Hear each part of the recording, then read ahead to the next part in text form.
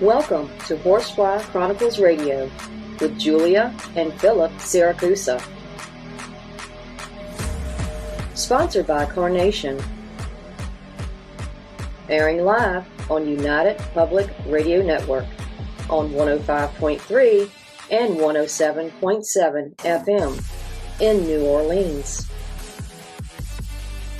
This show's opening has been produced, edited, narrated by Gwen Luckett at gluckett.com.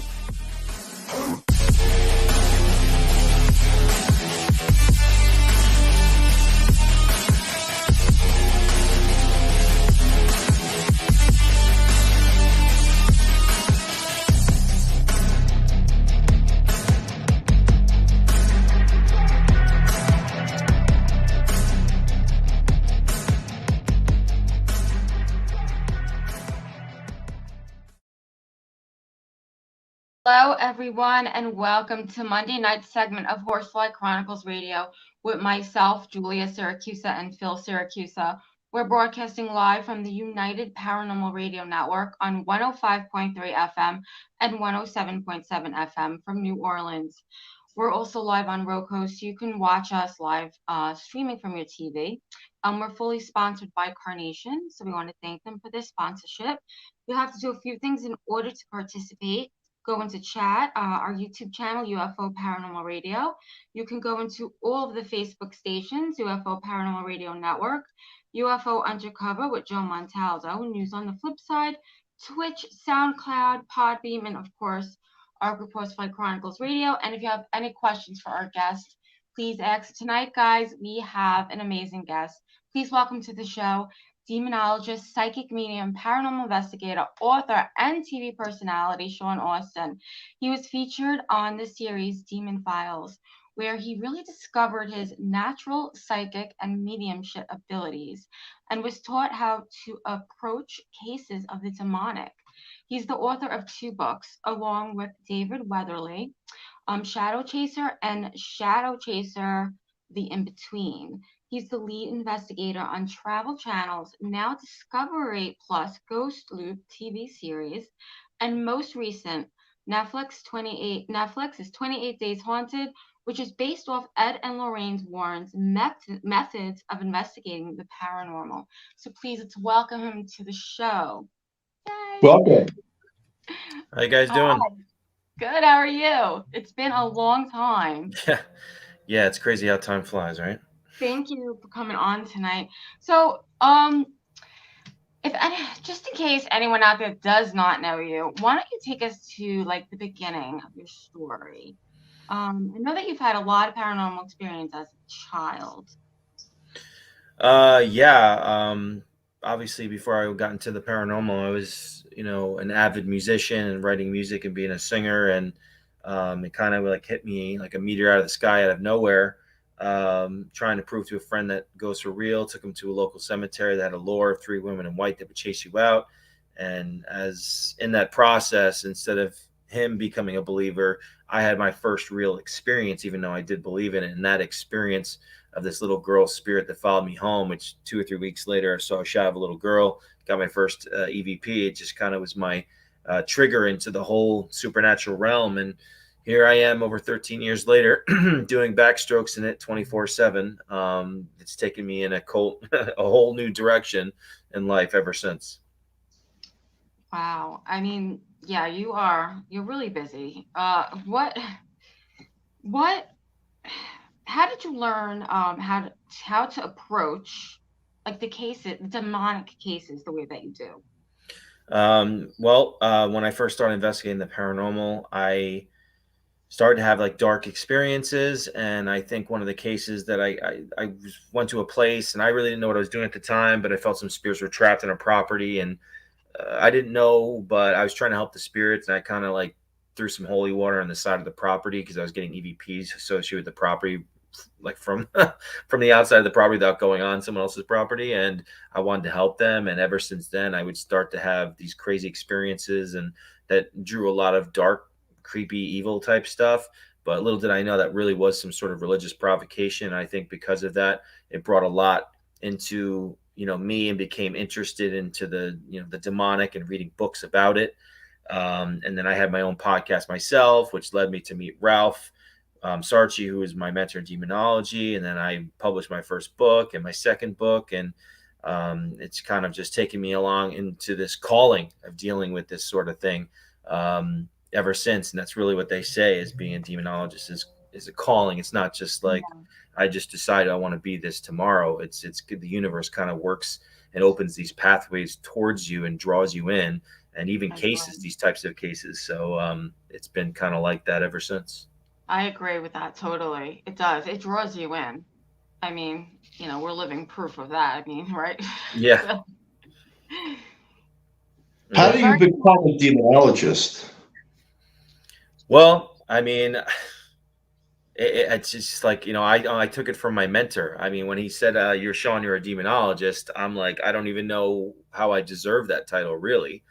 Having that relationship with Ralph for 6-7 years and going on cases with him, and the way I approach these cases, the way he taught me to do it. So someone of Ralph's stature telling me I'm a demonologist, I was a little uncomfortable with it. But obviously, I guess it's the approach of it and this studying of how these things activate and manifest and project themselves and how they attack people and the types of things that go on that are specific to the characteristics of their haunting rather than just a human spirit. But it's like I said, it's kind of been a thing that people were saying to me in the beginning when I first started jumping on a couple of podcasts. They were like, you have a calling. Even before I met Ralph or did this stuff, it was just like, it seems like people were kind of picking up on that ever since when I started. What can a demonologist do? Well, obviously a demonologist can take care of a specific type of haunting rather than just a normal human spirit. I'm allowed to do an exorcism ritual on a house, which would take care of a demonic infestation of a location. I can't do an exorcism on a person, which would be a solemn exorcism on an individual. It obviously would have to be a priest. But being able to take care of that specific type of haunting, if you have scratching on the wall, you guys know the drill. So scratching on the walls, foul smells, don't have rational explanation.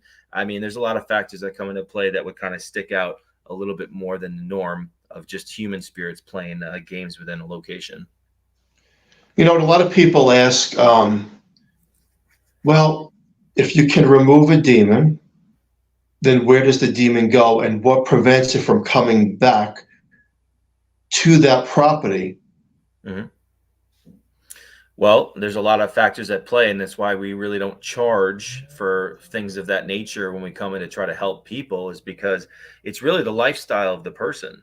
They can invite it in at any given moment. So it's like we could come in there and turn a house into a church, but if they don't have the lifestyle that would keep it displaced, because obviously we can't destroy this energy, we displace it somewhere else, and they're always going to look for a crack in your aura to come back and return. And they have no conception of time, so they kind of know opportunities in the future where you may actually be in that bracket of opportunity for them to kind of reach back and get back in. So it depends on the individuals and the way that they live their lifestyle after the fact, because there's a lot of things that these things have an advantage over us from the shadows tactically, what they're trying to figure out and try to victimize us and not lose the permission they initially had when the invitation was originally opened. I agree with you on that. Definitely.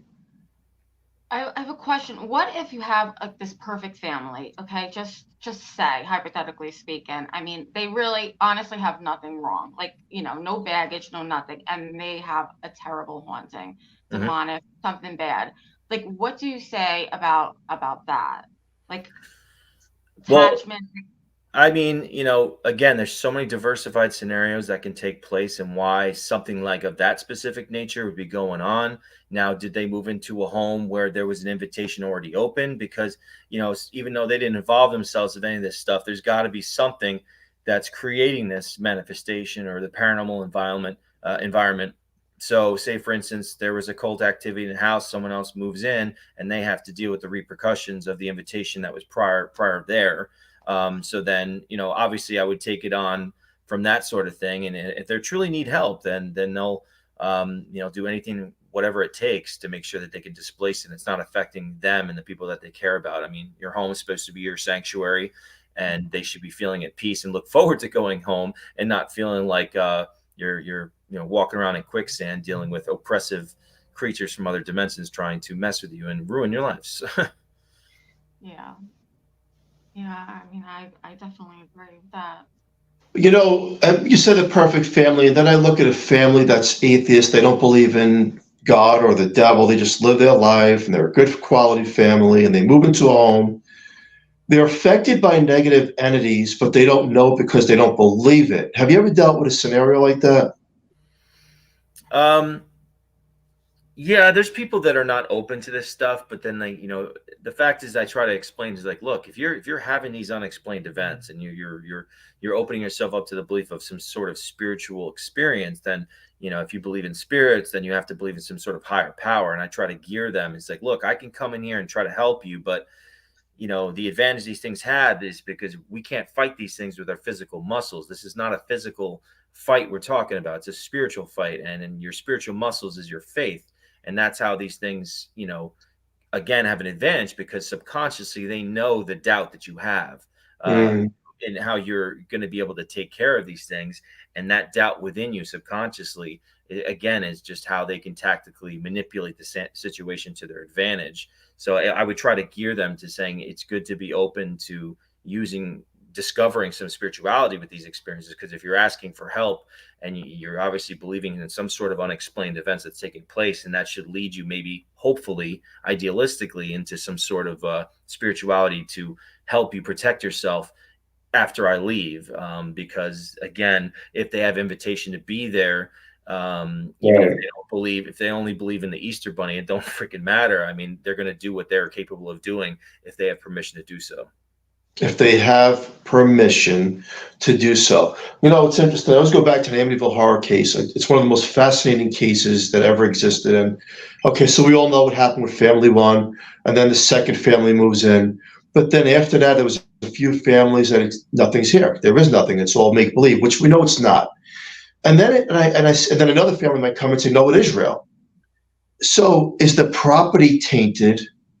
And the entities look for the perfect family as victims, and then other families are just not affected because there's no initial belief, there's no thought to it to believe or understand that these bad things are happening, if any. What do you think about that? I find that so fascinating. Different families are affected in the most haunted location, and others, they say, no, it's not real. Well, the Amityville, I agree, is probably one of the most fascinating cases in paranormal history. And I even have personal stakes and experiences having to do with that case. I don't know if you know. I mean, I did a documentary about my personal experiences having to do with that house, a whole story that I wrote about in my second book. And then a year ago, we did a documentary. And, I was never even in the house. I was by the house and by the DeFeo Graves house. And the amount of stuff that took place and followed me around, proved to me how real that stuff is, really is compared to whatever people like to say, because it's such a oversaturated in the news and out there in the public about a haunted house. People say it's a hoax, it's a claim.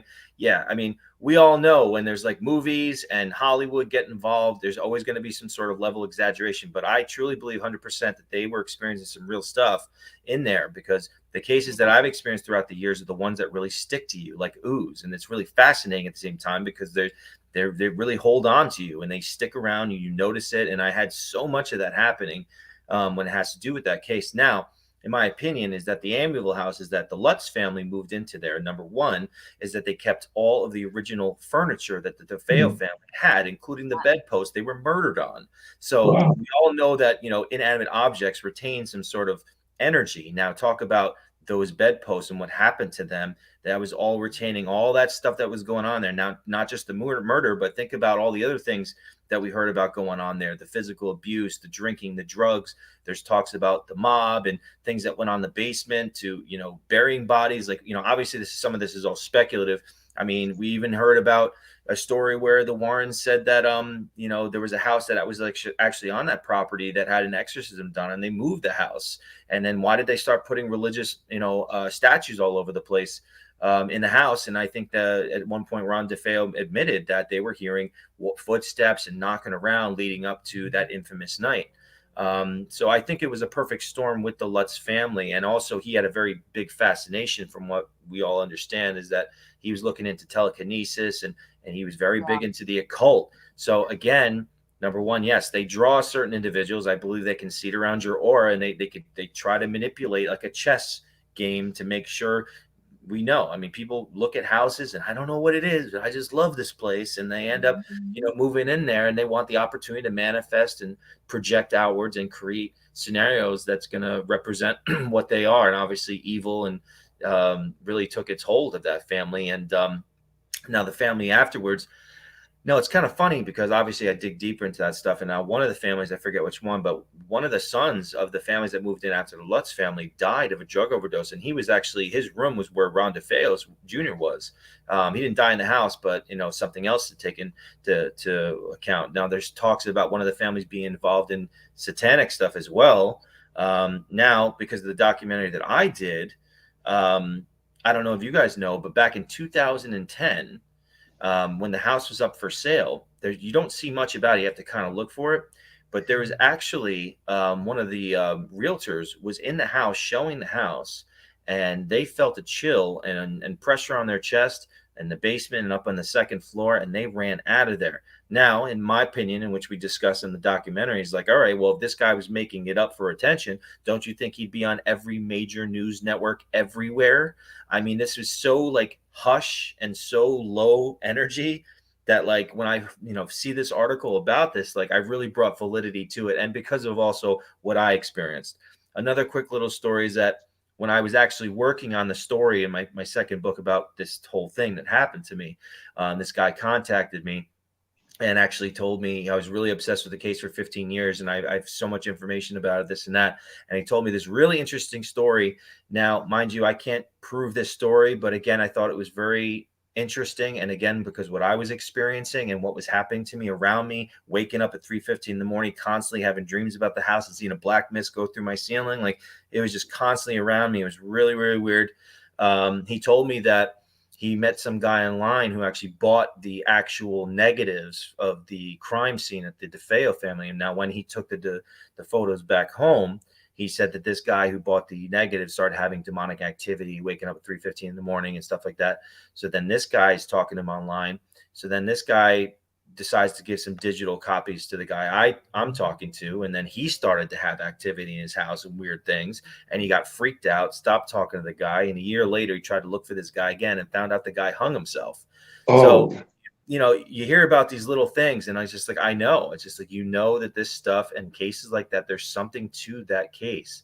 I've experienced it myself. And like, when these things were coming to me, I actually have even, in the documentary, I mean, one time I was, filming a live feed, and I intuitively speaking, I felt like George Lutz was with me. I'm like, George, you here? And I have it on video, and you hear Lutz. And I'm like, why are you following me? It said the chapter. Now, at the time, I was getting ready to write my second book, and including that story in the coming months, because I think I was filming Ghost Loop at the time. I was doing like a haunted hotel in between filming. And all of a sudden, you hear this voice come through, and it says, Amityville stole my soul. And now, I'm a musician, and my ears are pretty keen. And I'm just like, that sounded like George Lutz's voice. And I took a real interview from George Lutz, and I compared it to the voice that came through the spirit box, and it is identical. And I actually had one of his personal friends that knew him in life, who watched the documentary, who was on her phone in between watching the documentary, and absolutely dropped it on the floor when she heard that voice come through the box. She said, that is his voice, unbelievably. So yeah, there's a lot of weird things that happen with that case. And I love to be in that house just to see. I would love to buy that house. That house is absolutely gorgeous. But is it George Lutz, or is it a mimic? Of course, you could say it is a mimic, but I don't know. I also had a voice that came through the spirit box another time, which is in the documentary too, of a voice said, I'm in prison. And I knew that was Ron DeFeo Jr.'s voice. Now, he was alive, still in prison at the time. Now, that for sure I know was a mimic, because he's not passed away. So I knew that was some sort of mimic for that. But George Lutz was passed away. And I don't know. I'm in prison's kind of like a mocking statement, but saying Amityville stole my soul is kind of like telling me, like, I did something bad. You know what I mean? Yeah. It's kind of like an admittance to something. I did something wrong and I'm paying for it now. And that to me didn't really feel like it was a mocking thing. That's still speculative, but again, interesting and fascinating at the same time. Oh, definitely. The Lutz was the second family, right? Yes. Yes, and they moved in. They moved in 13 months after the DeFeo family. Now that was something that I discovered too when I was. There's something having to do with the number 13 with this case too, and that's a very profound number too in the occult. But when I was reading, I realized that all these things, November 13th, 1975, 1 + 9 + 7 - 5 is 13. It was 13 months they moved in after the DeFeo family. The DeFeo family's buried in section 13. There's like 5 or 6 things. 112 Ocean Avenue is the first, the address that it originally was. 1 + 12 was 13. You know what? That was actually pretty interesting that I made a video about a couple months ago too, is the similarities of the Idaho murders in the Amityville, is because all those kids were murdered while they were sleeping at the same exact date the DeFeo family was killed, in between the same time, between 3 and 4 a.m., all while they're sleeping. No one heard anything. And somehow this guy was able to kill. And the address of the house was 1120. Just, it's like there was some sort of synchronicity between that thing. But then I found out too that this killer's professor wrote a book, and one of her books was about the Amityville murders, which I thought was really creepy, eerie, and interesting too. Yeah, Wow. there's too many coincidences there. Yeah, and we know there's no coincidence with this stuff. And then the demonic and evil, there's symbolic synchronicities all on display. If you discover them, they're everywhere. And you know these things like to do synchronized things as to show hidden symbols of their work. Yes. They like to show off. They have egos. And it is a beautiful home. I mean, I've seen recent pictures. It's just gorgeous. And I could attest to your what you say, because in the 80s, the early 80s, when that house was abandoned, friends and we all went. We packed in my big brown caddy. It was like 10 of us, and we went to that house. And we were taking pictures with the old camera back in the day. And when the film was developed, the girl that we knew says, "There's a problem." We didn't take it serious because we were teenagers, you know. This was like a week or two later. She goes, "The house is in the picture. You guys aren't." And she took 24 pictures, and we weren't in the pictures. I'll never forget that. I get the chills when I hear about that. And that house is real. There's just certain things you can't explain. And, I think it's one of the most fascinating cases out there. Yeah. And I say that because if we look back even at that case, you shoot off a shotgun. If anyone knows what a shotgun sounds like, you can hear a shotgun a long distance away. The fact that no one heard it, it rings like bells of why not, because the entity. What's interesting is that I went back to the house with Ralph and I, because I told him what had happened. So what had happened was, when I initially went by the house and the grave, is that I went there by myself. I did a live stream, and all of a sudden at the grave of the DeFeo family is that this little kid starts coming through. And I asked initially when I got to the grave, I'm like, "Who's still here from the family?" It said John. So I go to my car because I'm in Long Island. People are walking around. I want to disturb them, visiting their loved ones. And I put the spirit box in the car, and this kid just keeps coming through over and over and over again, saying, "Help, this and that. It's me, John," or whatever the hell. And I'm like, as I always do, is what I do is I offer to pray for, the spirit. Now I know, because it's a kid, you think it'd mimic, the kid and some sort of mockery. But when I asked him, "Do you want me to pray for you?" and he said, "Please." And in my opinion, Ralph's opinion, other people's opinions, like, no demon would ever ask you to pray for any reason. Yeah. They would never want to bring you closer to God. So when I prayed for that kid, I prayed for him there. And then I went by the house, and then the kids kept on coming through. And, then I was the first time I heard the word George come through, and it sounded like George Less's voice.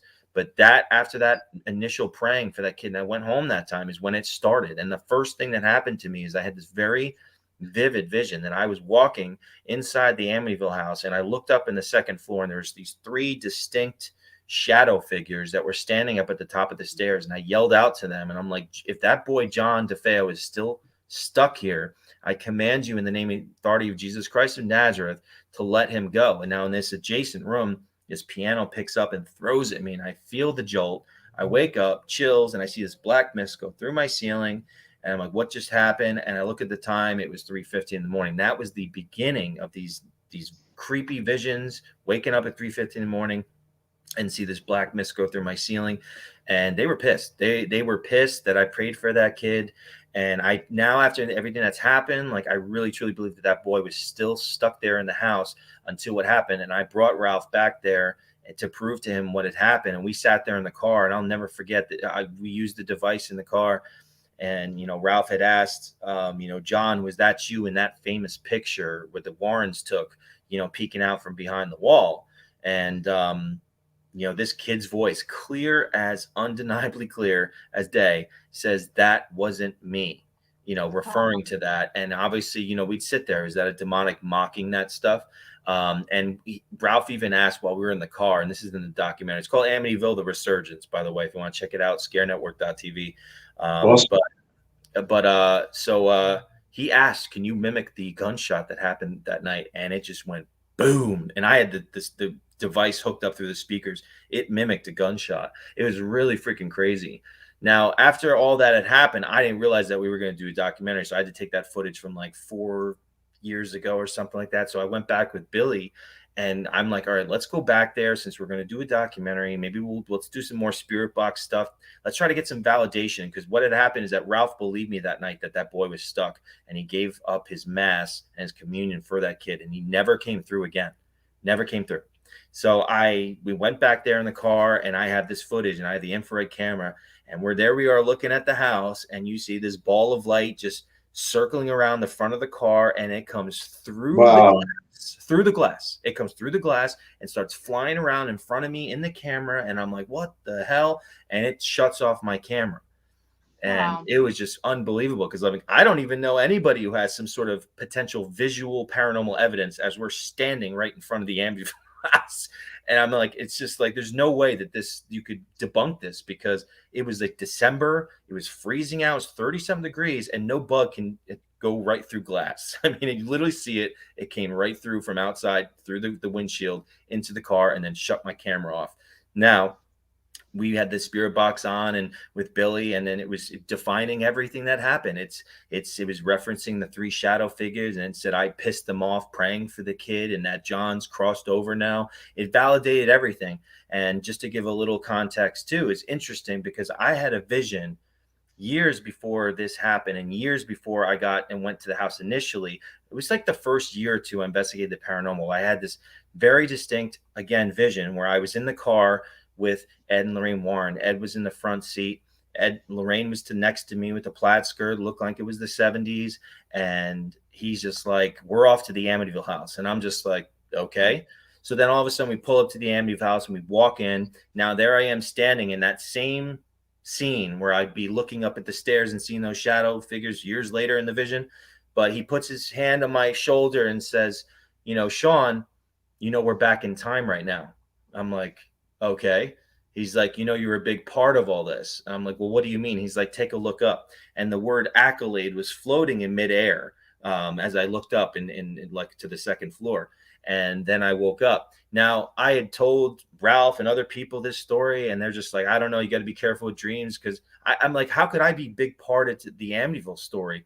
Now, looking back to everything that transpired and how it unfolded, I believe that Ed Warren's spirit was telling me that because of me going there initially and what had happened, that boy John DeFeo's spirit ended up crossing over because of it. Wow, amazing. Yeah. Incredible. What do you think about the family that lives there now? Are they in trouble or? So, well, one thing just to mention too really quickly is that Billy and I went and did a screening of the Amityville documentary that we did down in the town of Amityville at a metaphysical shop where one of the ladies is in the documentary. She asked us to come down. We did a whole thing in front of 50 people. Now, within 24 hours, all of us had something weird happen. Billy heard his wife call out his name, and it wasn't her. She was sleeping. The store owner heard her kids call out to her. The kids were nowhere near her. And then I had something weird happen to me. Like we were in the car, we were driving down to the screening, and all of a sudden Billy gets a strange number texting him 3:15 out of nowhere. And we're like, are you kidding me? And I look at my car and it said 315 miles left to the gallon. And I'm just like, and then I heard a fly buzzing in my left ear, and I thought it was literally in the car with me, and I like flinched. I'm like, it was so bizarre. But anyways, yeah. And another thing just to add too is that there was a documentary that came out about the Amityville story recently. I think it was on Tubi, which I didn't ever know, but they had said that John DeFeo was the boy was the last person to die out of all the family. So he lived the longest from his wounds out of everybody. So to me, when I heard that, I'm like, oh my God, that even gives more potential validation, is that the other families may have crossed or something, and he may have came and died last, and he may have been stuck in that house ever since it happened, being lost because of it, because he was the last person to die from his wounds. So I thought that was interesting. Nonetheless, I know you were getting back to what you were saying about the people that live there. So in the audience, the people that were watching the screening with us, there's kids with their parents who are friends with the owners of the house, and the kids have slept over there, and some of them have claimed they have seen spirits in the house. Oh, Wow. definitely. I believe it. You have to be brave to live there. I have to say, whether you're a believer or not, you have to be brave to live in that home. Just thinking about, just take paranormal out of the equation, the murders in the rooms, right? I mean, just that alone. And it is a beautiful home, but when you think of that alone, and then you add on the paranormal, I don't know. As much as I'd love to have that house, I don't know if I could actually live in that house. I never want to live there, but I'd love to be locked in there for like 24 hours. I mean, now that I have personal like involvement with it, I just, it's such a fascinating, interesting case. I would love to know, because like I said, I never even went in the house, and look at the stuff that came with me and followed me around without even going inside there. I could only imagine what potentially would happen to me if I was, in that place inside there. Well, yeah, I really don't think it'd be safe for you, to be honest. I don't. I mean, yeah. I mean, I remember one time, like one of my visions I had, it was like I was like slowly walking up the stairs to the second floor, and I could see like the paintings of the family as I was going up, and then I just woke up with this feeling like this thing wanted to make me feel like I was a freaking peon, and I just had this feeling of like, what the hell did I get myself into? It made me feel so little and creepy within. Like whatever that stuff is, it is serious. Like I was writing the story, and I'd hear, it was during the winter, I'd be in my room just sitting there voice texting that chapter, and I just hear zzz, like, dude, I mean, there's something to that story. And that whole thing is not a hoax. There's something to it. No, what they experienced is definitely real. There may have been some exaggerations with maybe the movie when Hollywood gets involved, but they definitely experienced something there, and I've experienced it firsthand. So, I know it for sure. Well, we have a lot of people in chat. The Ghost Sisters, Mike, Treep, Mandy. Okay, so the Ghost Sisters. Do you believe if someone had a traumatic experience as a child, that a darker thing can attach to someone even if they believe in God? Yeah, I mean, I've heard lots of cases where people have had near-death experiences, and all of a sudden they got introduced to some hooded thing, and then from there, it kind of followed them around, and somehow it was connected to this dark entity and had experiences with it. I don't know why that is. I don't know if somehow, because you had a near-death experience, it was able to target you and allow itself to come with you, and now you're open spiritually. Again, there's so many different scenarios that take place with people. It's never just like one answer. There's so many different things that can happen. But traumatic experiences, of course, 100% can open you up to spiritual experiences and open you to the blue pill or the red pill moment from the Matrix when, there's no turning back and it's just there. I mean, I experience something paranormal, every day, because now I have medium abilities that have progressed and are still progressing. And, it's just a part of my life. It's as apparent as inhaling and exhaling oxygen at this point. So, But yes, traumatic experiences, I 100% can unlock some sort of connectivity to a specific entity or even a dark entity. And then we would have to sit there and kind of get down to the gritty of the history of that person and why or how this thing may have tried to latch itself on. I do believe, even though I am Catholic, I believe in past lives. I believe that there could be some sort of spiritual lineage, so to speak, that goes beyond this life, where, something may have had permission in another life, or you invited in another life, where it might be trying to reach in this life to get you. I don't know. I think the possibilities are limitless with how these things can come at you and stay the course and try to latch onto you. So yeah, you're right. I definitely agree with that. What if, sorry, I can't see. What if they were abused? Do you think the darker things will attach? Well, oh yeah, 100%. I mean, there's your telltale. I mean, the abuse is literally probably one of their most favorite things that they can do, is because the amplification of our emotions, if they can use some sort of shadowy things from your past as a catalyst to oppressing you, then they're going to use that 100%. And I always say that all the time. And people who have a history of abuse or drug abuse that were in really bottomless pit moments in their life to go and involve themselves in the paranormal.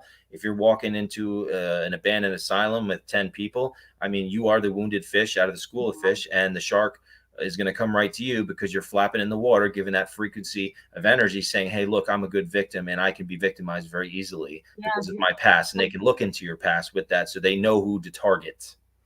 It's the weakest link. Yep. Yeah. I want to get this question in really quick, because I've been looking it up and I find it so interesting. What do you think, as a demonologist, schizophrenia and possibly oppression or possession, the link there? Because a lot of beliefs that there's something going on with the two because they're so close and multi-personalities. Hard to. How do you detach that? I mean, depending on the individual cases, I haven't personally encountered this stuff. I'd have my own opinions that there is got to be some of these people that are experiencing schizophrenia that has some sort of paranormal element involved with them. It's definitely interesting to think about. And I would love to, see this firsthand and speak to these people to see if something I would pick up intuitively speaking, or to see if there would be weird things that happen, or if there's some sort of knowledge that they have that they shouldn't have. I mean, there'd be something that would bring, kind of some sort of inkling of a paranormal supernatural experience going on, I would think. Just like if someone was possessed, I mean, that's what we do. I mean, that you want to eliminate every rational explanation before you would assume there's something supernaturally taking place. But I that would be fascinating thing, just to go through a hospital with people who have schizophrenia and sit there and just study these people from a researching perspective. I mean, I've thought about this too plenty of times. It's actually really sad, because you never know how many of those people that were diagnosed really maybe were.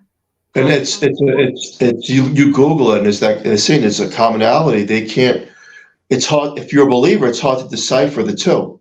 It could be both mixed in, or it could be a possible possession that comes and goes through that person, and they act as if, it's very interesting. But as this is a great show, by the way. But I do want to talk about something that I highly recommend the viewers to watch, and it's 28 Days Haunted, because quite frankly, I loved it.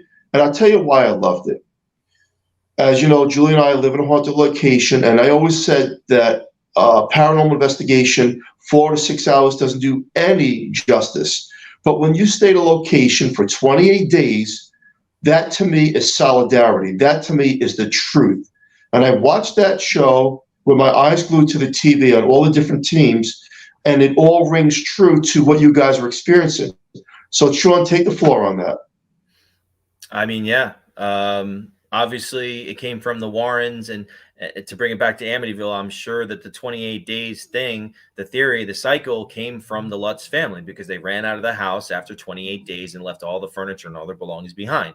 What we did there, and I think when Ed Warren was thinking about that, it was kind of like just living in the property and seeing what happens and seeing how things can unfold. But we were engaging, communicating, with spirits 24/7. Now, the show shows only a fraction of the stuff that we went through. I mean, we were there for that amount of time. It's a very consolidated, version of events. And, yeah, I mean, by the third week, I was slurring my words. I mean, I don't even think I could investigate anymore because it didn't matter if I had 8 hours of sleep. It's just like this gnawing feeling. I felt like I was more of an earthbound soul on the property that was trapped there than I was a human being because I had no contact to the outside world. I mean, all I knew was that place. I compared it to being like a prisoner, and all you know is, the yard, the cafeteria, and your cell. I mean, I know every portion of that property. Now, I had the most beautiful emotional paranormal experience I've ever had while I was there. Unfortunately, it didn't make the show, but I made a whole video about it. And I would love anyone who's seen the show, watch the video on my YouTube. Just type in Mercy 28 Days Haunted, is because Mercy Adelaide, connected to me on such a profound level while I was there. Because when I had to get up and leave, and it happened to me last minute, I just had to drop my stuff and just disappear and go off the grid. I brought my guitar with me because I'm thinking I don't have any outlets, TV or phone or anything like that. And I just sit there in my downtime, play my guitar and come up with some songs. And I usually hum melodies to it. And I connected to her spirit. And I ended up coming up with a song that was very haunting. I had a vision about her writing notes to her love, very poetically. And I said to everyone, he's like, when I go home, I think I'm going to finish this song. And I would hum around the house and I'd say, I'm going to dedicate this song because I feel like I'm a part of this, living it every day. And she knew about the song. One night I connected to her and, I could hear in my head, I emotionally connected this whole thing that happens. If you watch the video, I started to hear the acoustic chords in my head of the song I planned to write for her. In that moment, I literally started crying. I couldn't even stop. I had to run out of the house and get air, and all this thing happened to me. But when I went back in the recording right after this took place, you hear her humming the melody that I came up with. Wow. And right before you hear me explain that, I can hear the chords playing in my head. And it just blew me away.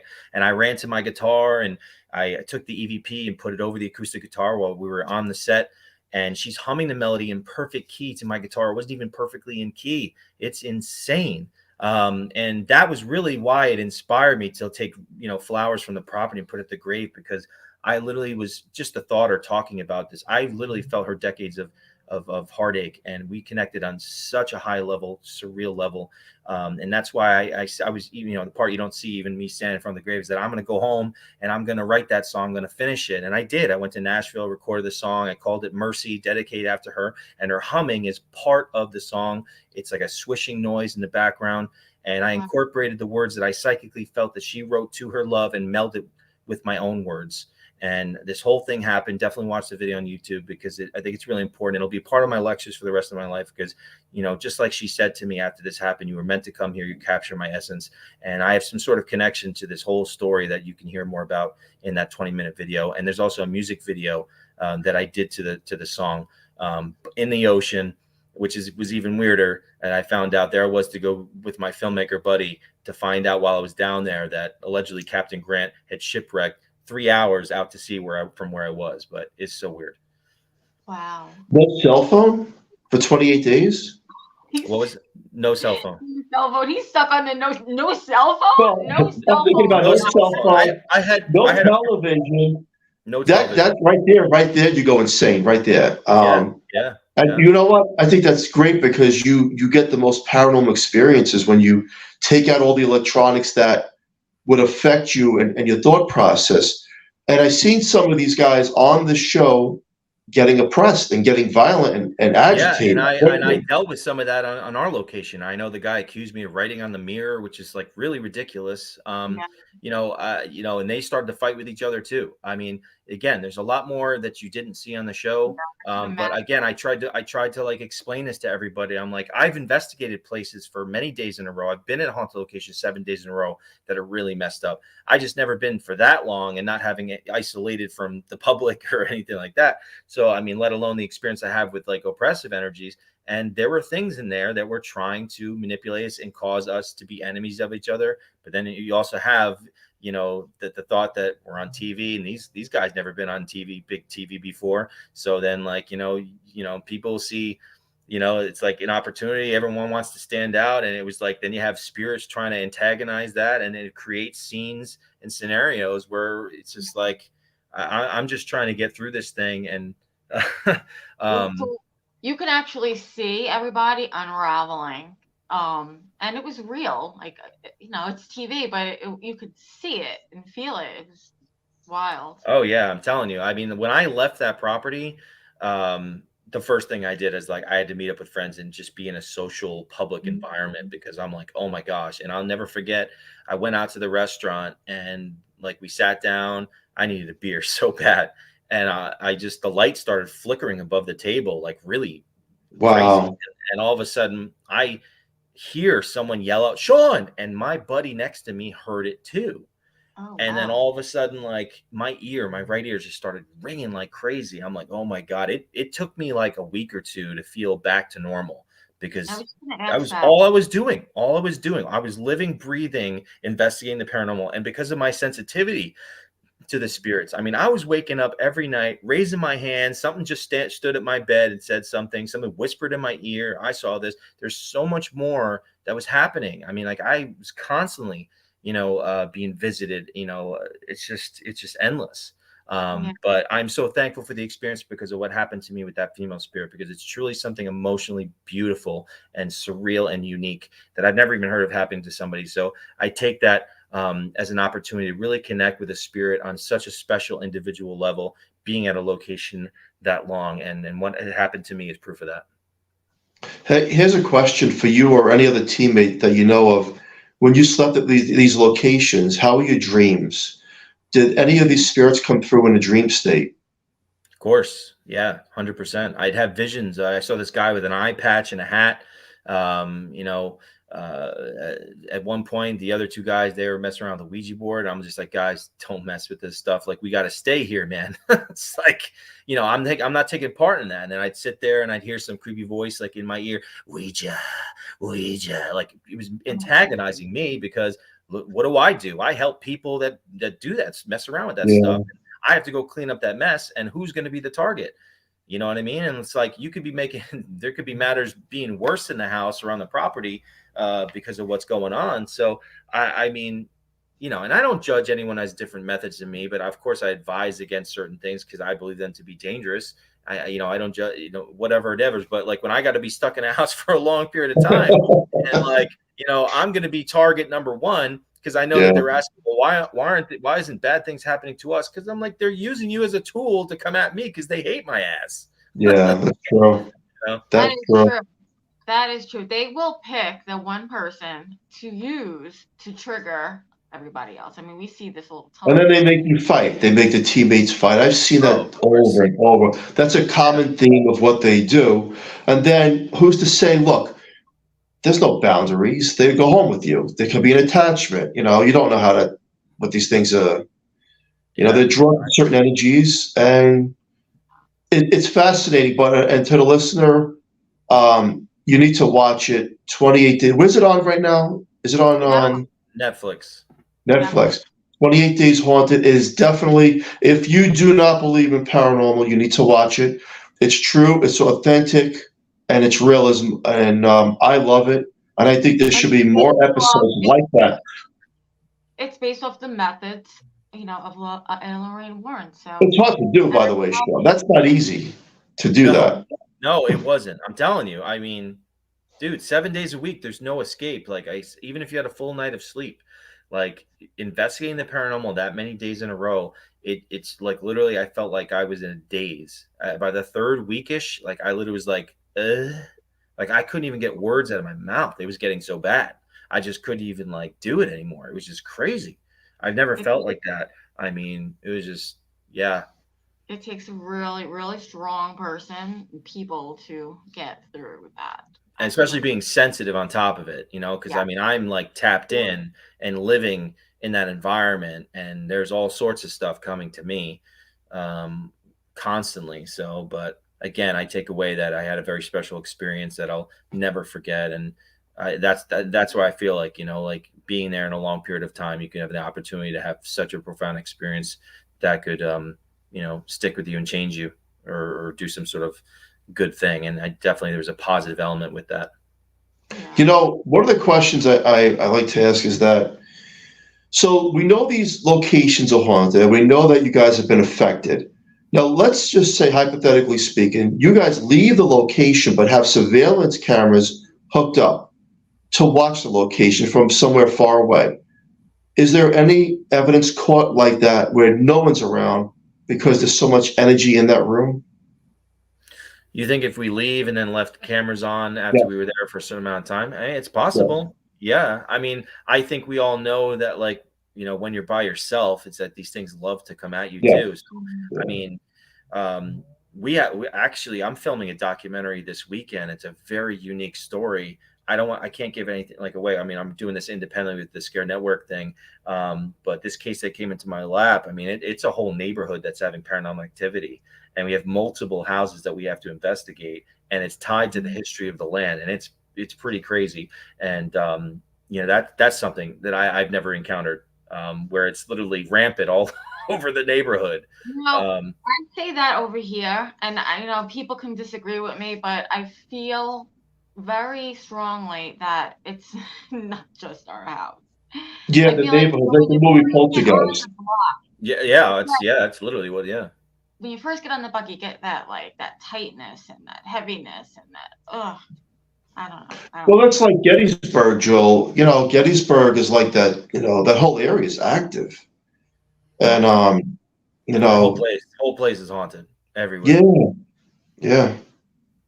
Fascinating. I love Gettysburg. Oh yeah, it's awesome. We were at the orphanage years ago, and we had our own experiences there. It's really wild. Hey, tell people all the good stuff, like where they can find you, your books, and what you have going on now, and all that good stuff. Most of my handles here are Sean D. Austin, like it says right there. My Instagram, Twitter, Facebook. I'm filming more documentaries for ScareNetwork.tv. Definitely go check it out. There's an app on Roku, Fire Stick, and Apple iOS. You can watch the Amityville documentary on there. If you're interested in a book, you can go to SeanDAustin.com. I mail out signed books anywhere in the U.S. Otherwise, you can get my books off Amazon if you're outside the country. And I just posted today. I'm really excited. I came up with a unique concept that it's never really been done before. I'm going to be working on an actual movie having to do with the demonic. And I'm really excited to see where this goes and how this progresses. Writing a script and got some good help. And once we're happy with the script, I think we're going to start filming it in the coming months. So that's territory I've never been a part of. And I'd love to. I'm making a list of all my true demonic encounters that I've had to incorporate real experiences into the movie. So we shall see how that comes to light as well. You're doing a great job. Keep it up. And, I always believe knowledge is power. And a person like yourself, you're out there, you're doing the due diligence. And I hope that one day there's a connection between science and paranormal where they can understand what's going on, that these are not hallucinations or fabrications or things that are psychosomatic. These activities within the other side do exist. And it's people like yourself and those that bring their stories forward from documentation that, can prove the existence of another side. With that said, this has been an awesome show, right, Joel? Yes, definitely. Thank you, everybody, for joining us in chat, too. Thank you, Sean. We really appreciate you coming on tonight. Of course. Nice to see you guys. Yeah. Nice to see you, too. Thank you so much. Special thank you to Carnation for fully sponsoring the show. We love them. And don't forget to watch us on Roku live. So we are live every week. And join us next week on 107.7 FM and 105.3 FM from New Orleans. And to the listener, please share this show. There's a lot of knowledge in this show tonight. And we really get down to a lot of substance, hardcore. So thank you so much, everyone. Have a safe, great night. Thank you, Sean Austin, once again. And we'll talk to you soon. Thank you. Okay. Bye-bye. Thanks. Thank you. Bye-bye.